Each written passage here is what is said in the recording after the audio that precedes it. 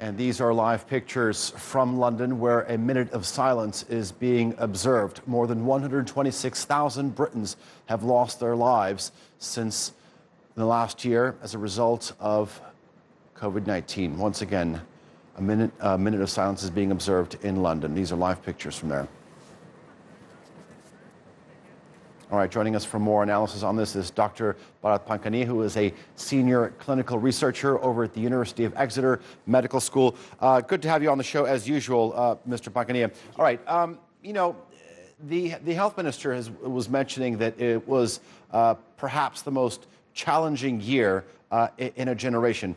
But, I want to take you back a year. I mean, the Prime Minister had initially resisted pressure from scientists. He finally bowed in and then agreed to a national lockdown a year ago. At the time, the main question that was being asked was it too little, too late? Looking at where we are today, how much difference would it have made? It would have made a big difference, and it is extremely disappointing and upsetting to know that had we acted faster, harder, more strictly, we would have been in a better position today.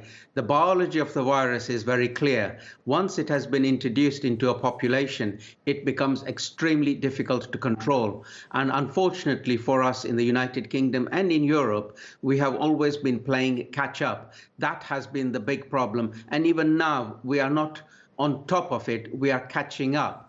So if you look at South Korea, Australia, New Zealand, and other Far Eastern countries, they've done much better than ourselves. And that's because we took delayed action. You talked about, the UK always playing catch up. A year ago, the Prime Minister had said, there were no really easy options. And, the path ahead, the way ahead was always going to be hard. In your opinion, what could have been done differently?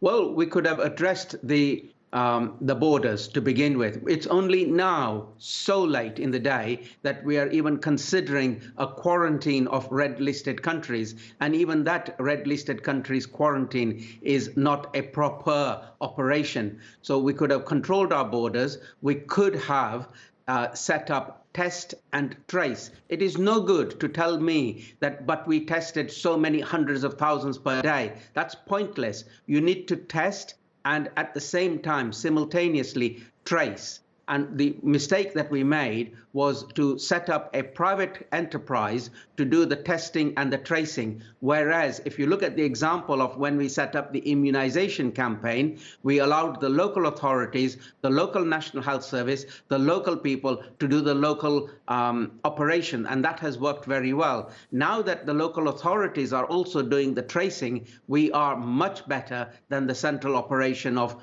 testing and tracing. So those were the mistakes we made to begin with. Okay, tell me this, Doctor, because you said that some certain mistakes have been made. Has the UK learned from its mistakes? Because the Prime Minister has recently said that a third wave could possibly be washing up on the shores of the UK, looking at what's going on the European continent. I'm wondering, in your opinion, how does the first two waves of the pandemic compare to a possible third wave that might be coming on? Because right now we have multiple vaccines that are on the market. We have multiple variants as well.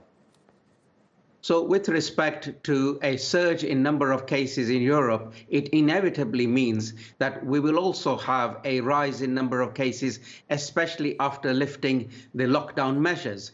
What will be different is that the sensitive, the vulnerable population has been immunized or semi-immunized. Therefore, what will be very interesting to watch is bed occupancy. How many people end up in hospital and for how long, and what are they presenting with?